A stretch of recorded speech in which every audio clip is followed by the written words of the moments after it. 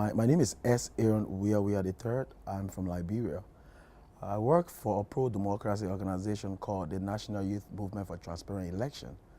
My role at NAYMOTE is to work as program director. Of course, I have responsibility for our programs and projects.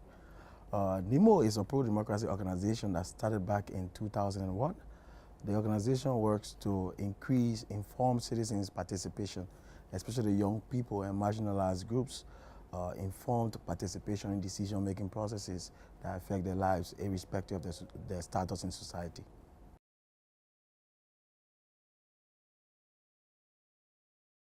We have series of programs, and one of our major program as it relates to mobilizing, especially young people, is an online platform called LiberiaDecides. LiberiaDecides is an online platform that gives voice to marginalized groups in Liberia.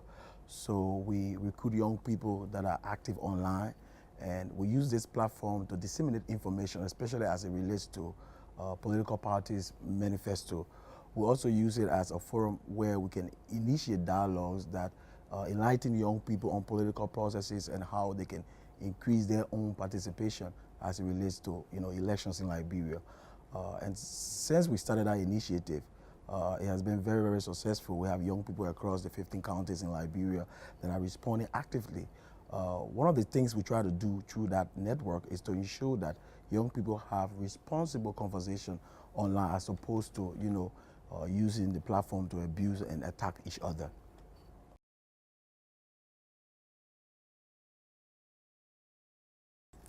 There are several approaches in an effort to respond to that, but one of those things that I always like to make reference to is the Not Too Young to Run campaign that was initiated by Yaga in Nigeria. If you go around Africa, you will realize there are legal barriers that limit or even prevent young people from actively participating in political processes, especially as it relates to them putting themselves forward to contest for elected office.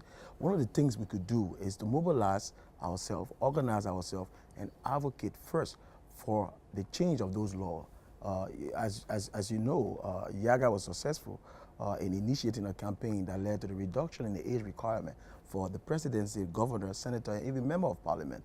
So similar action can be initiated in Liberia.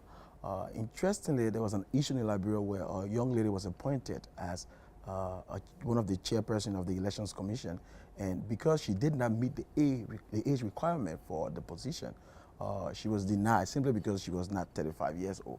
And so those are legal barriers that actually hinder young people participation, even though at times they are actually prepared and have the necessary experience. So we can follow Yaga's example. Even Cameroon, there's the issue where people are not allowed to actually vote until they are 20 years old.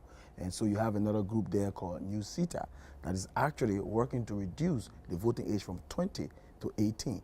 And we believe as young people, if you are old enough to be able to represent your country, if you are old enough to be able to serve in the military of your country, I think you are old enough and you have the right to elect the leader that is going to ask you to join the military.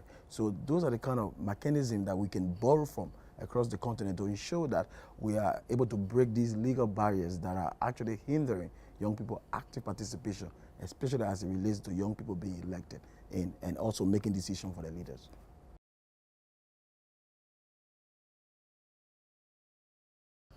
My vision for Africa, it's a very interesting question.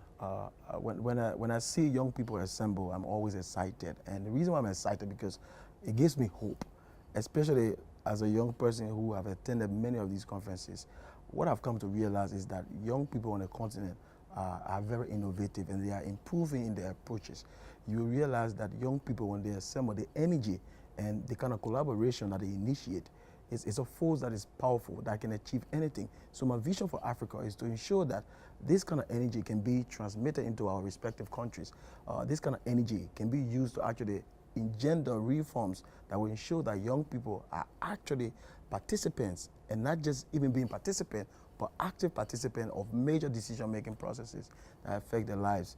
And I believe that if we can start that process, we will lead to an Africa that will reference young people, that will make young people partners in progress and not just spectators of democracy.